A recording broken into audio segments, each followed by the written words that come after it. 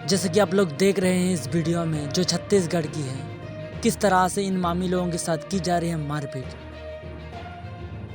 आज हम यही लोगों के बारे में हम बातचीत करेंगे, इसलिए अंत तक बने रहना। तो चलिए वीडियो की ओर बढ़ते हैं।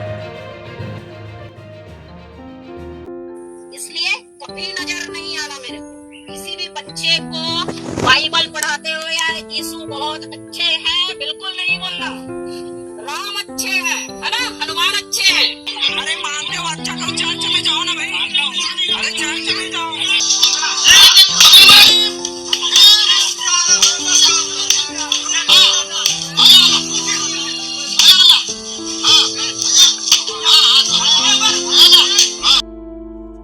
जैसे कि आप लोग देख रहे हैं इस वीडियो में किस प्रकार से इन मसीह लोगों का घरों को तोड़ दी गई है, हर एक चीज़ों को तोड़ दी गई है, हर एक चीज़ों को जो आप लोग देख रहे हैं इस वीडियो में।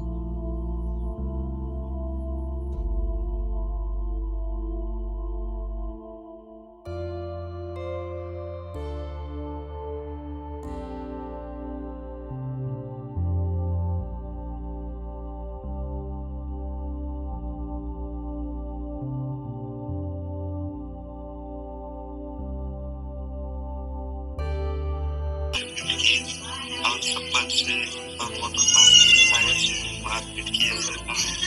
और आज नगर निकले गए थे, उसके बाद घर से बाहर निकालने के लिए बोले और दोबारा घर से गाँव में आओगे तो जान से मारने के लिए धमकी दी है। हम लोगों को ना जंगल में पूरा दे रखा था, डंडा पकड़ पकड़ कर हम लोग ना थोड़ा सा जगह में हम लोग थे वहाँ पूरा दे रखा हम लोगों को मारने के लिए थे। सामान उमान को निकाल दिए थे, सामान उठाओ और जाओ जहाँ परमेश्वर का राजा है वही रहो, ऐसा बोले गाँव वाले।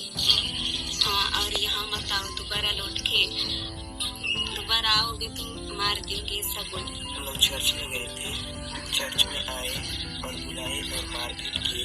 हम लोग सवाल पूछ रहे, हम लोग जवाब दिए सही। बाद में हम लोग झंडा से प्रहार किए बहुत लोग, तो हम लोग एडमिट हो गए। जैसा कि आप लोग सुना, इन भाई लोगों ने बताया किस प्रकार से, इन मामी लोगों ने बताया, बहने लोगों ने बताया किस प्रकार से इन लोगों के साथ की जा रही है धर्म अत्याचार, इन लोगों को किस प्रकार से की जा रही है मारपीट।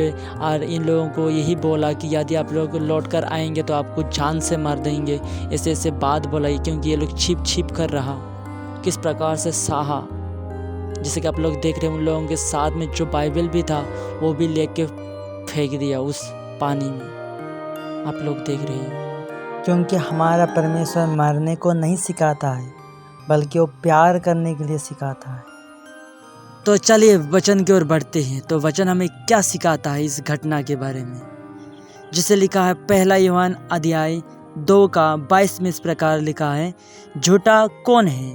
वह जो ईसा को मसीह नहीं मानता वही मसीह विरोधी है। वह पिता और पुत्र दोनों को अस्वीकार करता है। हालेलुया।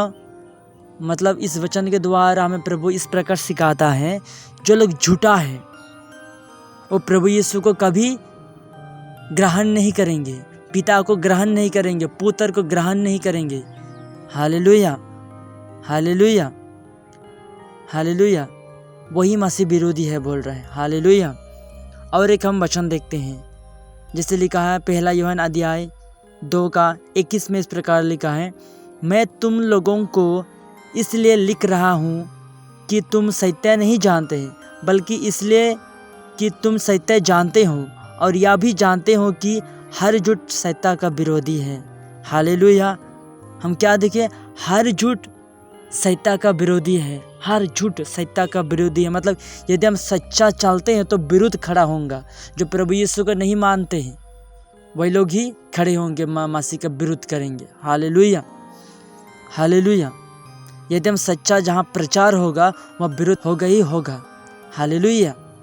क्योंकि जो सच्चा में चलते हैं उसके ऊपर दुख आता ही आता है। हालेलुया।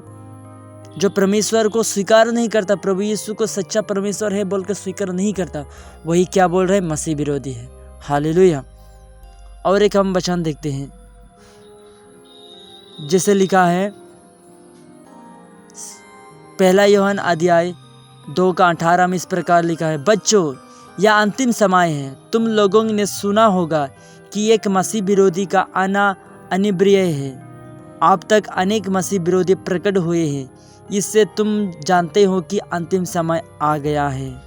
जो लोग प्रभु यीशु को नहीं मानते हैं, मारते हैं, पीटते हैं, वो यहाँ पे क्या बोल रहे हैं? मसीह विरोधी है। तो इससे हमको पता चलता है कि परमेश्वर का राज्य निकट आ गया है। बोले हालेलुया, जोर से बोले हालेलुया, हालेलुया। और एक हम वचन देखते हैं, दूसरा यूहन्ना का 7 में हम पढ़ते हैं, बहुत से भटकाने वाले संसार में फैल गए हैं।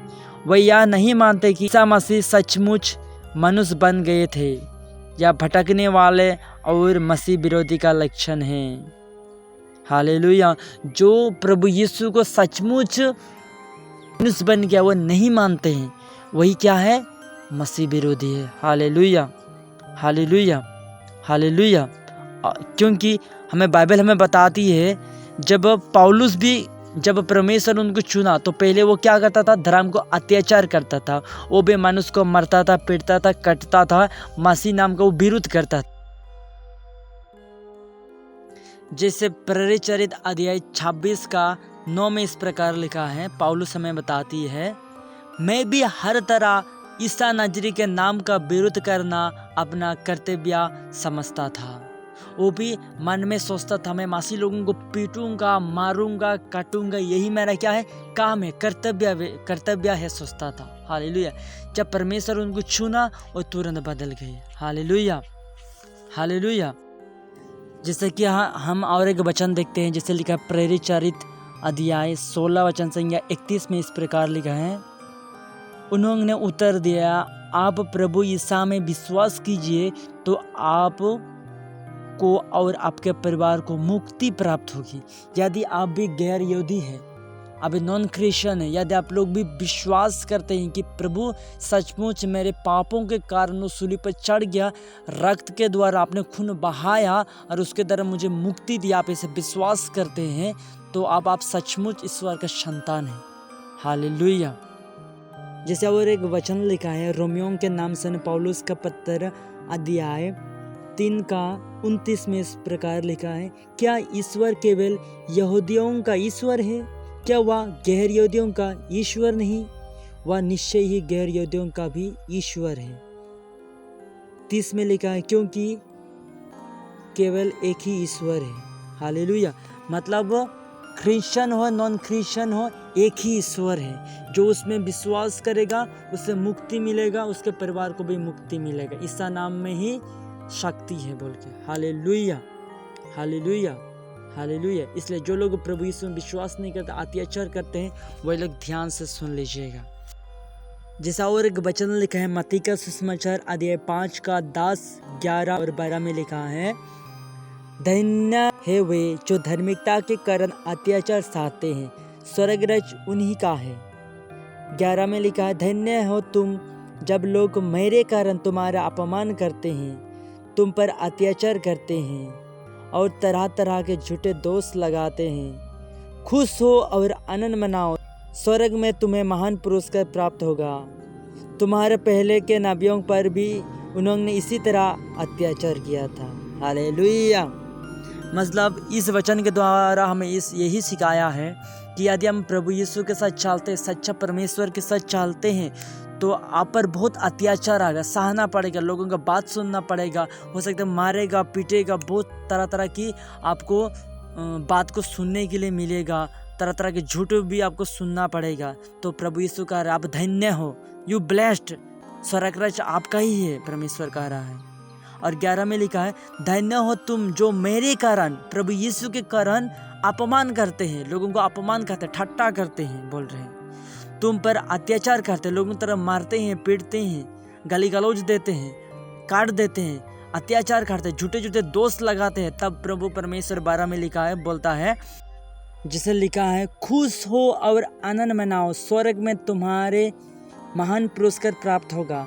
तुम्हारे पहले के नबियों पर भी उन्होंने इसी तरह अत्याचार किया है, यदि आप लोग आपके जीवन में इस प्रकार से सेवा करें, मैं प्रभु यीशु का सेवा करें में इस तरह आप लोग अत्याचार सह रहे हैं, मारपीट लोग आपको कर रहे, फिर भी आप परमेश्वर के साथ खड़ा है, परमेश्वर ये सब कुछ है बोल के आप खड़ा है, तो आपको परमेश्वर से उनका पुरस्कार पाने में, आपका पुरस्कार पाने में कोई नहीं रोक सकता है। बोले हालेलुया, हालेलुया। क्योंकि इसी तरह नाबियों को भी, जो पहले पुस्तक में हम पढ़ते हैं, जैसे नाबियों, इसी तरह नाबी लोगों को भी मारते थे, पीटते थे, काटते थे, फिर भी वो खड़ा रहता था।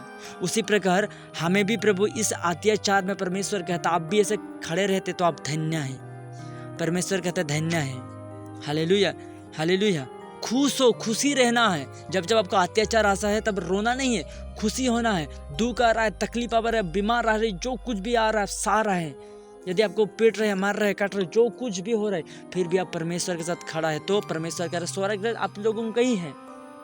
Hallelujah, hallelujah. जो प्रभु यीशु के कारण अत्याचार सहता है, 12 में लिखा है, धन्य हो तुम जब लोग मेरे कारण, मतलब प्रभु यीशु के कारण तुम्हारा अपमान करते हैं, तुम पर अत्याचार करता, तरह तरह के झूठे बात बोलते हैं। परमेश्वर झूठा है बोल के, ये हुए वो है बोलता, कुछ नहीं कर सकते ऐसे बोलते, तो अब धन्य हो बोल रहे, अब खुश हो। परमेश्वर कहते खुश हो और आनंद मनाओ बोल रहे, क्योंकि अब पुरस्कार मिलेगा परमेश्वर के द्वारा। हालेलुया। क्योंकि परमेश्वर ही सच्चा है, परमेश्वर ही मार्ग है, परमेश्वर ही सब कुछ देने वाला है। परमेश्वर के यदि आप चलेगा तो सब कुछ मिलेगा। जैसे मत्ती का सुसमाचार 6:33 में लिखा है, तुम सबसे पहले ईश्वर के राज्य और धार्मिकता की खोज में लगे रहो और तुम्हें सब चीज यूं ही मिल जाए। हालेलुया, आमीन। जय मसीह की। जैसे आप लोग सुने, ग्रहण करना, तो ये परमेश्वर आपको ब्लेस करे। आमीन।